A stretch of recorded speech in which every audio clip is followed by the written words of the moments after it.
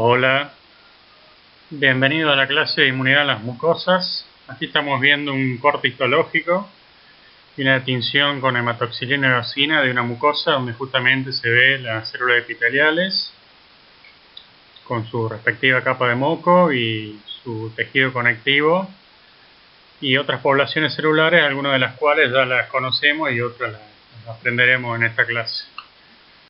Bueno, el tejido linfoide asociado a las mucosas comprende varios tejidos que podemos clasificarlos como tejido linfoide asociado al tubo digestivo, tejido linfoide asociado al árbol bronquial, tejido linfoide asociado al tracto nasofaríngeo, tejido linfoide asociado a la glándula mamaria, a las glándulas salivales y lagrimales, a los órganos genitourinarios y al oído interno.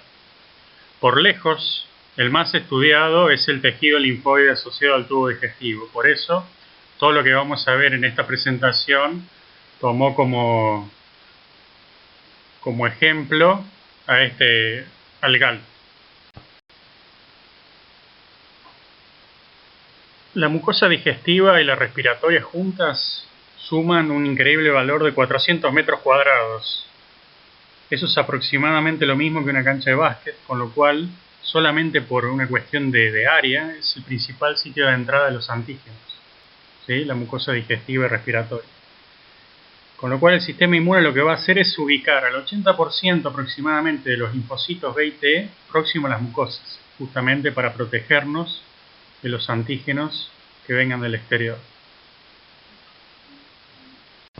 La mucosa intestinal tiene entonces vellosidades con criptas y está tapizada por células que se llaman enterocitos, entre otras, ya las veremos las otras células más adelante, y los enterocitos a su vez tienen microvellosidades. Todo esto hace que haya un área impresionante que posibilite justamente la mayor absorción para los nutrientes, ¿sí?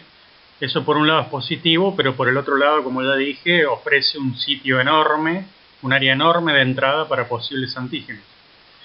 Acá lo que estamos viendo es una representación donde se ve la capa de células epiteliales dando la luz del intestino, ¿sí? Apoyadas obviamente sobre una lámina propia, ¿sí? Que es tejido conectivo muy organizado, y por debajo hay tejido conectivo un poquito más desorganizado. Recuerden que el tejido conectivo está formado por glicoproteínas como la laminina, la fibronectina, también tenemos colágeno, tenemos elastina, tenemos glicosaminoglicanos, tenemos proteoglicanos. Muchas de estas moléculas tienen cargas negativas y justamente lo que hacen es atraer iones y agua, y eso tiene varias funciones, ¿no? Algunas de las funciones son permitirle una reserva de nutrientes para la célula, la diferenciación celular, mantener la viabilidad celular, la migración celular. Y bueno, también se ve en esta figura que claramente acá hay vasos linfáticos y vasos sanguíneos asociados, que ya vimos en la materia que los vasos linfáticos, por ejemplo, tienen que ver con lo que es el transporte de lípidos, ¿sí? Y los vasos sanguíneos con el transporte de los demás nutrientes que vengan con la dieta. Bueno, la primera barrera de defensa es la continuidad del epitelio. ¿A qué se refiere esto? A que las células epiteliales, ¿sí?, se unen entre sí a través de uniones muy fuertes. Yo resaltaría acá las caderinas como las moléculas más importantes, son moléculas que requieren de calcio y que unen caderina de una célula con una caderina de la célula enfrentada al lado, ¿sí? También tenemos ocludina. En cualquiera de los casos, estos receptores que tenemos en membrana se terminan anclando al citoesqueleto de actina y a los filamentos intermedios. Y esto le da mucha más resistencia a las células y permite que se comporte como un epitelio, justamente. Por otra parte, la integridad de este epitelio es importante. Ustedes tengan en cuenta que este epitelio se recambia cada 3 o 4 días y eso en parte corresponde con uno de los mecanismos de defensa, ¿no? La permeabilidad de este epitelio a los antígenos es variable. ¿Qué quiere decir esto? En situaciones inflamatorias donde prevalecen el interferón gamma y el factor de necrosis tumoral alfa, se debilitan las uniones entre células, principalmente las uniones estrechas, y eso permite que pueda haber alguno que otro antígeno que pueda ingresar por vía paracelular, es decir, entre las células epiteliales. Ahora, en situaciones donde hay citoquinas antiinflamatorias, que es una situación normal de la mucosa, prevalecen citoquinas como el factor de crecimiento transformante beta y la interleuquina 10, que justamente lo que hacen es disminuir la permeabilidad del epitelio y los antígenos, porque justamente mantienen bien consolidadas estas uniones entre células. También pueden encontrarlo en los libros como desmosomas, ¿sí?, a las uniones célula-célula mediadas por caderinas. Si uno hubiera dibujado acá mismo la lámina propia abajo, ¿sí?, tendríamos las integrinas que unen la membrana plasmática con ese tejido conectivo muy organizado sobre el cual se asientan estas células. ¿Bien? Bueno, este epitelio entonces está formado por los enterocitos, que son las principales células involucradas con lo que es el proceso de absorción de nutrientes, pero también tenemos otras células como las células SEME, que ya explicaré más adelante para qué sirven. También tenemos linfocitos TCD8 intraepiteliales, que lo voy a detallar más adelante, y además hay células de Paneth y células de Globet o caliciformes. Entonces acá uno piensa en la triada. ¿Qué es esta triada? Justamente es el accionar de las mucinas que están secretadas por las células caliciformes. Las mucinas no son ni más ni menos que glicoproteínas, que están llenas de hidrato de carbono y por lo tanto atraen agua y son muy pegajosas y forman un moco espeso en el cual quedan embebidas las bacterias, y eso impide que los microorganismos se asienten sobre la cara apical de los enterocitos, ¿sí? Por otra parte, las células de Paneth fabrican y secretan proteínas antimicrobianas, como por ejemplo las defensinas, las catalicidinas, la lisozima, la lactoferrina. Algunas de estas ya las vimos en la materia, y lo que generan son, por ejemplo, la lactoferrina secuestra hierro, que es un nutriente esencial para los microorganismos. Además tiene efecto lítico cuando se apoya directamente sobre las bacterias. La lisozima es una enzima degradativa que hidroliza el peptidoglicano de las bacterias. Pues bueno, además de esto, lo que tenemos son la microbiota o la flora comensal propia, normal, que tiene muchos beneficios. Una buena parte de estos beneficios ya lo charlamos en la clase de nutrición, y ahora habría que agregar un poquito respecto a lo que sería la cuestión más bien inmunológica, ¿sí? Lo que hacen estas bacterias es competir por los nichos y los nutrientes.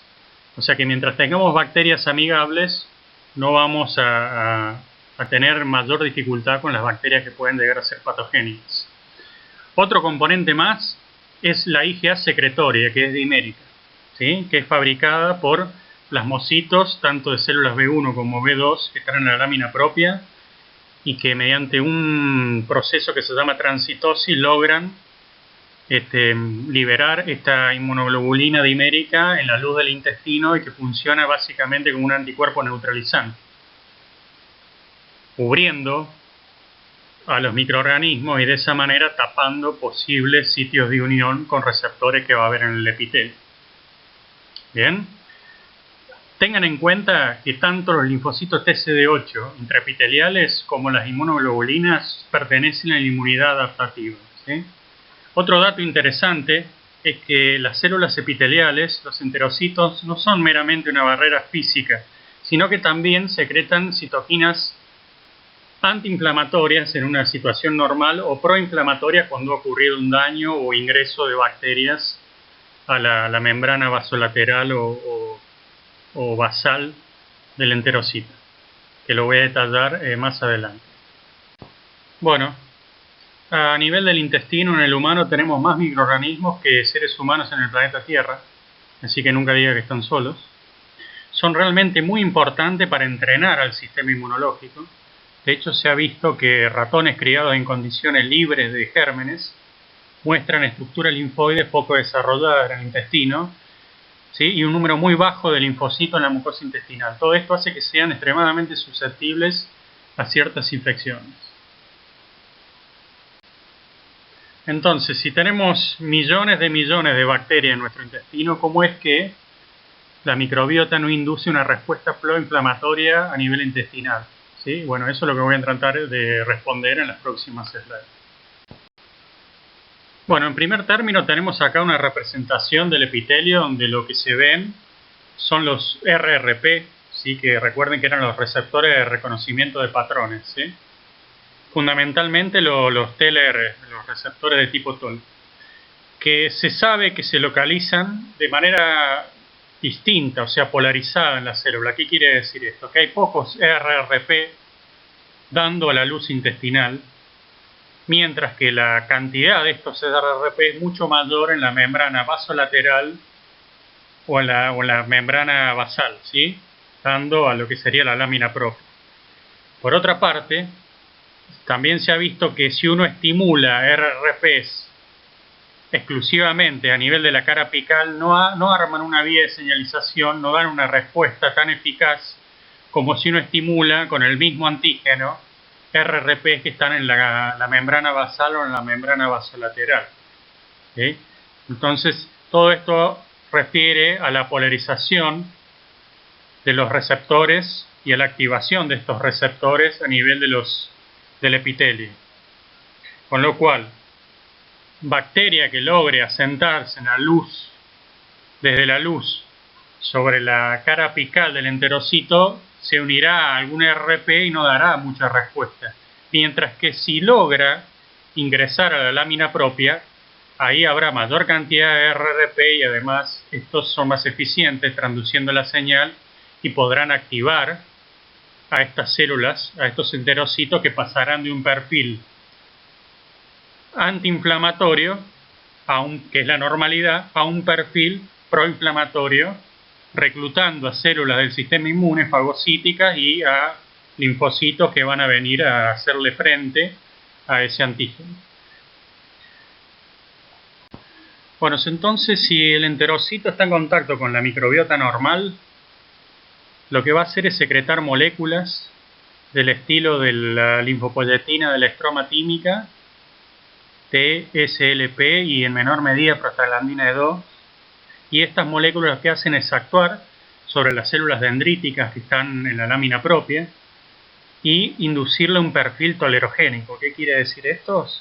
Que están bastante inactivas estas células y además secretan interleuquina 10 y factor de crecimiento transformante beta, que sabemos que por excelencia son citoquinas antiinflamatorias, ¿sí? Además, con un perfil de este estilo se favorece la expansión y la activación de las células T reguladoras, que son a su vez las que siguen secretando factor de crecimiento transformante beta y interleuquina 10 y que son antiinflamatorias. Por otra parte, se sabe que en un perfil que en este tipo de condiciones reclutan linfocitos TH2, ¿sí? Que repasando un poquito eran importantes para mediar una respuesta frente a los parásitos intestinales, ¿no? Que generaban el ambiente hostil, aumentando la secreción de moco y el peristaltismo, ¿no? Si algún antígeno logra llegar a la membrana o cara vasolateral o basal, es decir, contacta ya con la lámina propia, además algunos de los antígenos pueden destruir a los enterocitos y en ese caso se liberan DAM, que eran los patrones moleculares asociados a daño. En cualquiera de estas condiciones, el perfil de los enterocitos cambia y ahora secreta moléculas que son proinflamatorias y lo que van a hacer es activar a la célula dendrítica para que pase un perfil proinflamatorio. Estas a su vez secretan citoquinas que van a reclutar y activar a los TH1, los TH17 y los TSD8. Recuerden que estas son las primeras líneas de defensa que tenemos en las mucosas. Con lo cual el epitelio condiciona la funcionalidad de las células dendríticas y el perfil de los linfocitos T que se van a diferenciar en el tejido linfoide asociado al tubo digestivo. A lo largo de todo el tubo digestivo vamos a tener los sitios inductivos, que no son ni más ni menos que órganos linfoides secundarios. Recordemos que los órganos linfoides secundarios son aquellos en los cuales los linfocitos T y B vírgenes o naive se activan, ¿sí? Se expanden y se transforman en las células efectoras y de memoria para luego salir de estos sitios inductivos u órganos linfoides secundarios e ir a sentarse en un órgano en particular o en un tejido en particular. Que eso van a ser los sitios efectores que veremos más adelante. Dentro de los sitios inductivos que acompañan al GAN tenemos tres estructuras: las placas de Peyer y los ganglios mesentéricos, que son los más importantes y que tienen similitudes en cuanto a la organización, la distribución de células. Y por el otro lado tenemos los folículos linfoides aislados que se encuentran en la lámina propia a lo largo del intestino. Bueno, acá vamos a ver cómo ingresan los antígenos desde la luz del intestino hasta la lámina propia. Hay distintas posibilidades. La primera es que una célula dendrítica que está en la lámina propia extienda una de sus dendritas, interaccionando, haciendo uniones con los enterocitos, entre los cuales está emitiendo esta dendrita, y pueda capturar una bacteria o un antígeno desde la luz intestinal, endocitarlo, ¿sí?, y luego retraer esa dendrita, y una vez que esté de vuelta completamente la célula en la lámina propia, de ahí puede migrar a uno de los sitios inductivos o órganos linfoides secundarios, como por ejemplo un ganglio o una placa de Peyer, ¿sí? Otra posibilidad es que el antígeno pueda entrar por vía paracelular. Esto quiere decir entre los enterocitos. Esto es algo bastante complicado porque, como ya expliqué, esas uniones que hay entre los enterocitos son muy fuertes y es una barrera bastante eficiente. De todas maneras, cuando hay procesos inflamatorios, se debilitan esas uniones y podrían entrar antígenos por vía paracelular. Otra posibilidad es por vía transcelular, quiere decir que el enterocito va a endocitar a un antígeno, se va a formar una vesícula, ¿sí?, y eso va a moverse a lo largo de toda la célula y va a poder ser liberado por exocitosis en el otro extremo del enterocito, en la membrana basal, de manera que ahora una célula dendrítica que esté en la lámina propia pueda reconocer ese antígeno, endocitarlo y procesarlo, ¿sí? Esta vía tampoco es muy habitual. Y la última vía, que en realidad es la más importante, que depende de una célula que no conocíamos, que se las presento ahora, en la célula M, es la forma principal, la vía más habitual por la cual pueden ingresar los antígenos desde la luz intestinal a la lámina propia. ¿Qué características tiene esta célula M? Bueno, tiene escaso glicocáliz, ¿sí?, con lo cual puede interaccionar muy fácilmente con los antígenos. Además está dotada de una amplia variedad de receptores, con lo cual puede unirse muy eficientemente a los antígenos. Tiene una alta capacidad de endocitosis, ya sea mediada por receptor o sin que participen receptores, y acompañada o no por clatrina, esa vesícula. Una vez que endocita al antígeno, no lo procesa, es decir, tiene escasa actividad degradativa. No fusiona con el lisosoma esa vesícula, con lo cual se sigue moviendo la vesícula con el antígeno y se libera luego ese antígeno en la lámina propia. Aproximadamente en 10 minutos, un antígeno que estaba en la luz intestinal, ahora pasando a través de la célula M, llega hasta la lámina propia. Ahí lo va a encontrar una célula dendrítica, ese antígeno, lo va a reconocer, lo va a endocitar y lo va a procesar. Seguramente ustedes se están preguntando por qué tener células M, que básicamente es una ventanita por la cual entran antígenos. Estamos hablando de generar toda una barrera súper permeable, selectiva solo para los nutrientes. ¿Cómo es que ahora me dejo esta posibilidad de cada tanto poner células M y que entren los antígenos?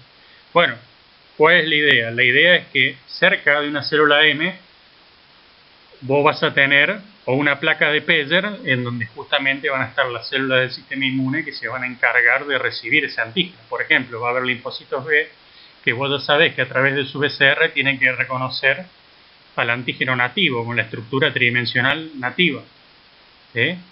Por otra parte, va a estar lleno de células dendríticas que al reconocer al antígeno, endocitarlo y degradarlo, están habilitadas para ser CPA profesionales e ir tanto al ganglio mesentérico como a la placa de Peyer a hacer la sinapsis inmunológica activando un linfocito T virgen, ¿sí?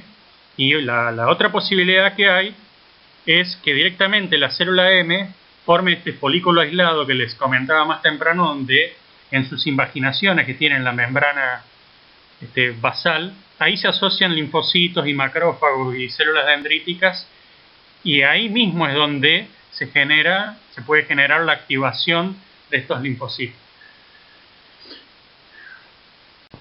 Bueno, como te comentaba, las células M vienen de microfol y son células epiteliales especializadas en la translocación de antígenos de la luz intestinal hacia la lámina propia e integran el endotelio asociado a los folículos.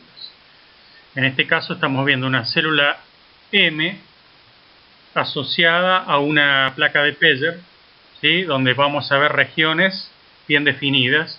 Fíjense que estos sectores que están pintados en amarillo corresponden a la zona donde van a prevalecer los linfocitos T vírgenes. En tanto que la zona central, que está pintada de color celeste, va a ser el lugar donde van a prevalecer los linfocitos B vírgenes. Estas células llegan a esta estructura a través de vénulas del endotelio alto. Bueno, acá estamos viendo un ganglio mesentérico, que no es ni más ni menos que un ganglio linfático. Ya lo hemos estudiado en la materia. Entonces sabemos que es el filtro que tiene la linfa. La linfa viene en varios vasos linfáticos aferentes. Luego uno puede discriminar acá una corteza, una paracorteza y una médula. Y luego hay un vaso linfático eferente. Nosotros sabemos que la corteza tiene los folículos primarios, que es justamente donde están los linfocitos B vírgenes. Y en la paracorteza es donde van a prevalecer los linfocitos T vírgenes. Bueno, la organización celular en las placas de Peyer, en los ganglios mesentéricos, es similar. Tenemos por un lado, a nivel del ganglio, en los folículos, ya sabemos que ahí están los linfocitos B vírgenes, hay células dendríticas y también ahí va a ocurrir la colaboración BT cuando se aproxime el linfocito B al borde del folículo e interacciona con un T helper folicular, y bueno, después va a desarrollar el centro germinal, el folículo secundario, todo lo que ya hemos visto en la materia.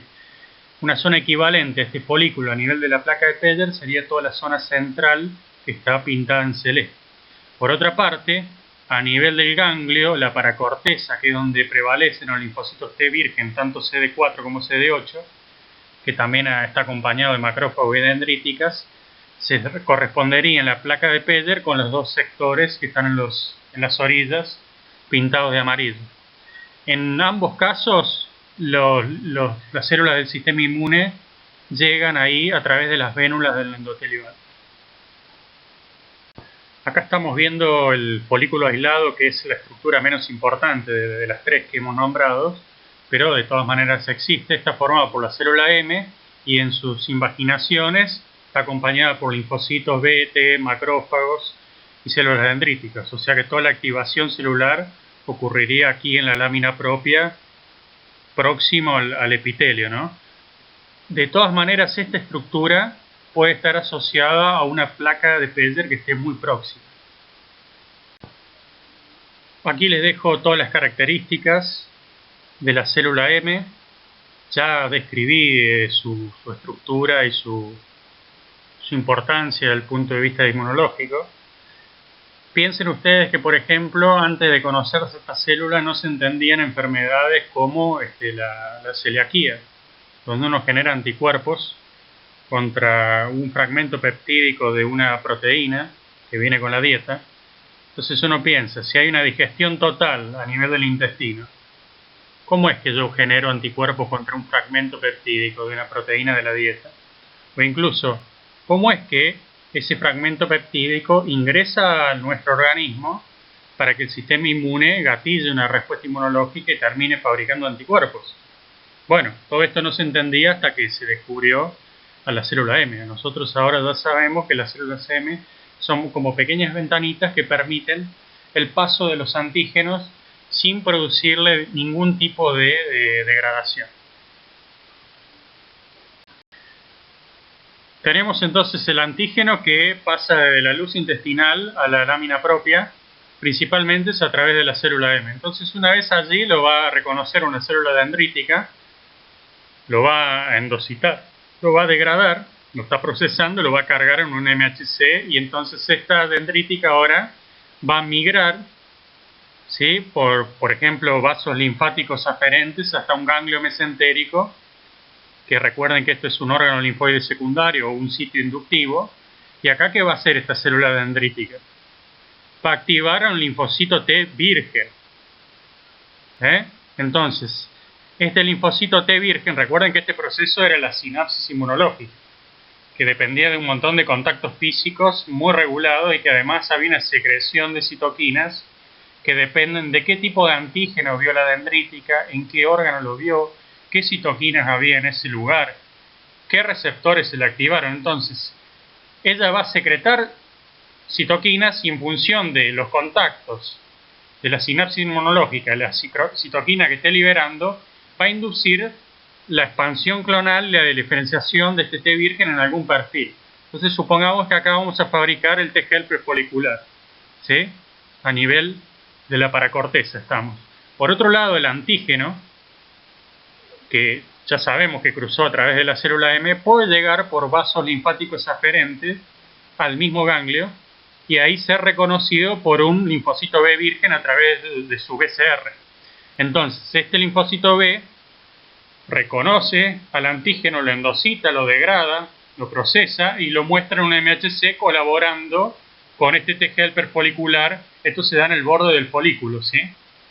Y luego, a partir de acá, uno va a obtener una expansión clonal de esta célula B formando un centro germinal, ¿sí?, donde ya sabemos que ocurre la hipermutación somática y el cambio de isotipo, y se generan células B de memoria y plasmoblastos, que en este caso se pueden transformar en plasmocitos productor de anticuerpos, que van a salir de este ganglio y que van a migrar de manera direccionada por un proceso que se llama homing, que voy a explicar con más detalle más adelante, y van a ir a sentarse en un sitio efector, que en este caso va a ser o la lámina propia, ¿sí?, próxima a la luz intestinal, o directamente entre las células epiteliales, en el caso de ser un linfocito TCD8 intraepitelial, y ahí van a hacer su trabajo, ¿sí?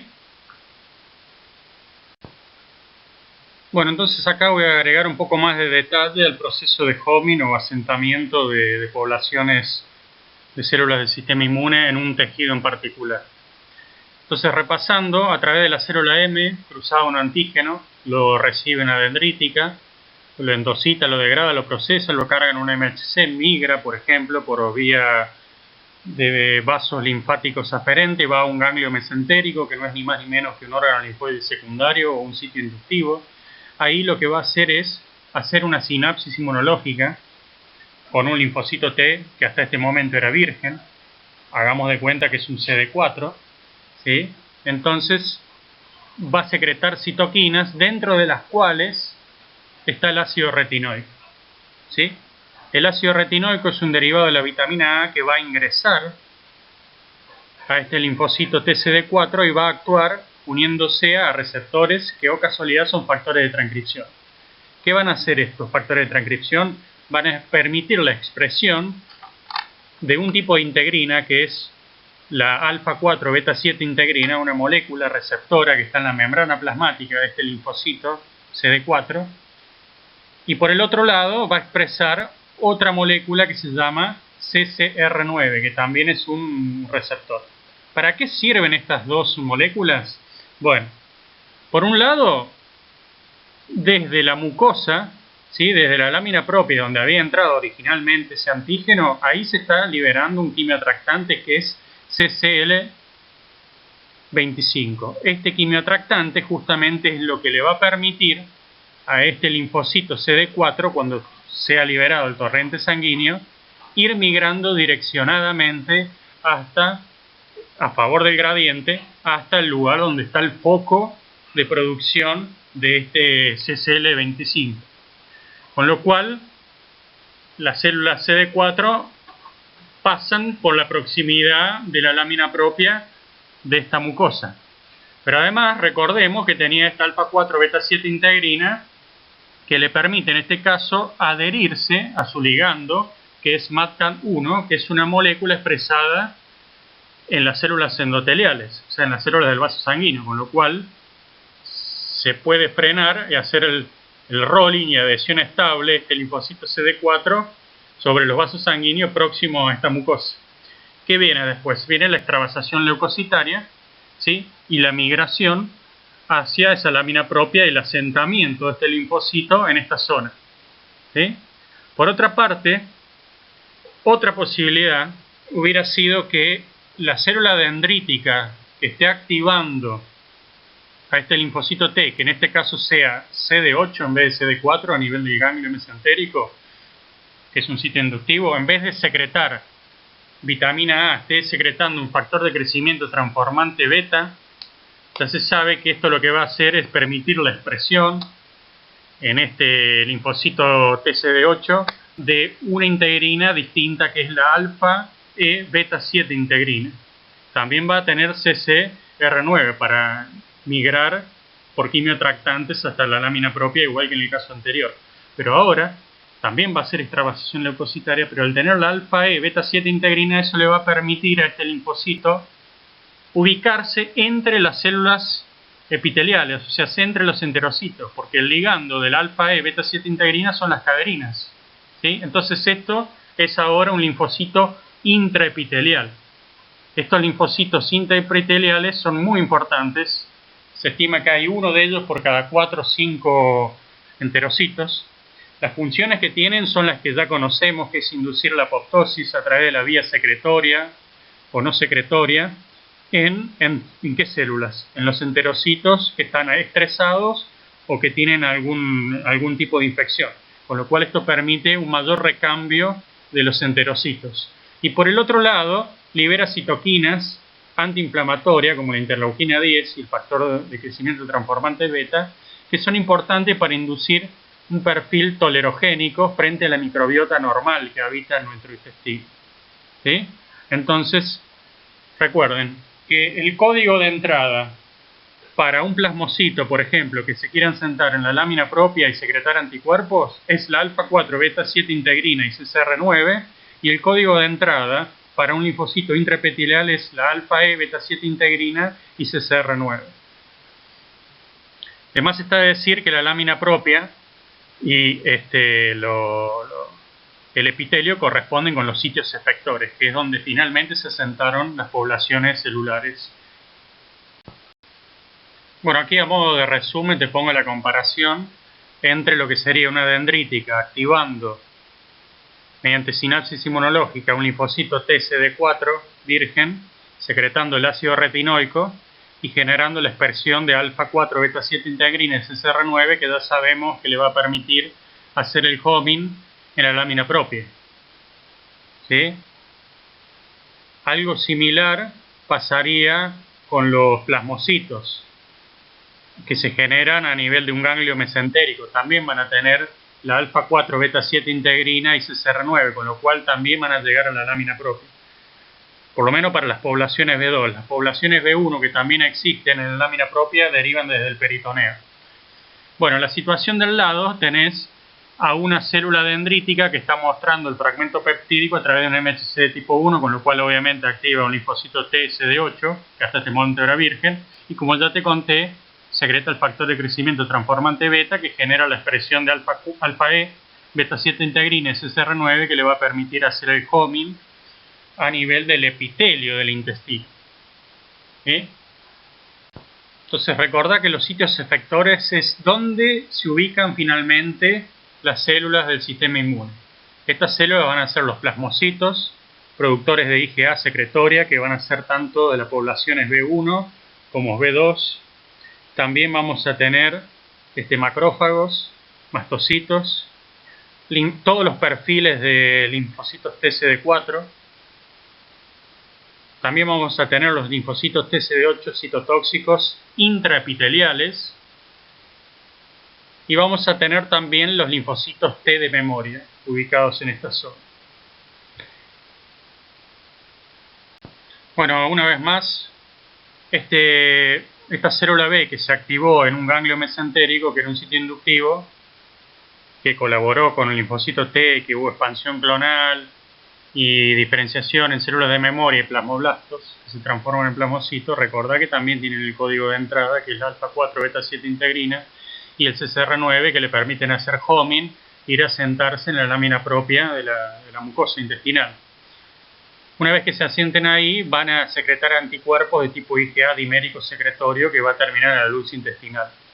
Esto que te estoy contando es para la población B2, que es la mayoritaria. De todas maneras, se sabe que hay poblaciones de linfocitos B1, de plasmocitos B1, que derivan del peritoneo. También van a producir IgA secretorio. Entonces tenemos este plasmocito, productor de anticuerpos, que puede ser tanto de tipo B1 o B2, y que secreta una IgA dimérica. Es dimérica porque tiene el péptido J, que permite justamente que se dimerice. ¿Sí? Entonces, este anticuerpo se une en la cara basal del enterocito a un receptor que se llama receptor poliinmunoglobulina. Una vez que se une, es endocitado. Este anticuerpo se mueve a través de una vesícula a lo largo de todo el enterocito sin degradación y se libera en la luz intestinal. ¿Sí? Este proceso se llama transitosis, es bastante rápido. ¿Sí? En menos de media hora pasó el anticuerpo de la lámina propia a la luz intestinal. Un detalle es que, fíjate en el dibujo, cuando se secreta al exterior de la luz intestinal, se secreta con la gran mayoría de lo que era el receptor de poliinmunoglobulina. Solamente queda un pedacito de ese receptor en el enterocito que luego va a ser degradado. Bueno, ¿qué particularidad tiene ese fragmento de receptor poli-IG que está unido al anticuerpo dimérico? Es el componente secretorio que le da una gran resistencia a la degradación proteolítica, es decir, va a evitar que proteasas que hay en el lugar degraden este anticuerpo. ¿Qué características tiene la IgA secretoria? Bueno, es dimérica, a diferencia de la IgA que tenemos en la sangre, en la sérica, que es monomérica. Recuerden que la IgA es el anticuerpo que más se produce en el cuerpo, ¿sí? Pero es el que menos uno de los que menos vamos a dosar porque la gran mayoría va justamente a las secreciones de las mucosas. Bueno, para finalizar acá vamos a ver que una de las principales funciones de la IgA secretoria dimérica es actuar como un anticuerpo neutralizante. Esto quiere decir que recubre el antígeno. El antígeno puede ser un microorganismo o una toxina o un alergeno, y de esa manera evita que este antígeno interaccione con la superficie del enterocito y no lo pueda colonizar. Una característica de este tipo de anticuerpo es que no activa el complemento y no induce una respuesta inflamatoria, a diferencia de lo que podrían hacer otros anticuerpos como si fuera la IgG, por ejemplo. Para terminar, hay enfermedades en las cuales hay inflamación crónica del intestino, que es la enfermedad de Crohn.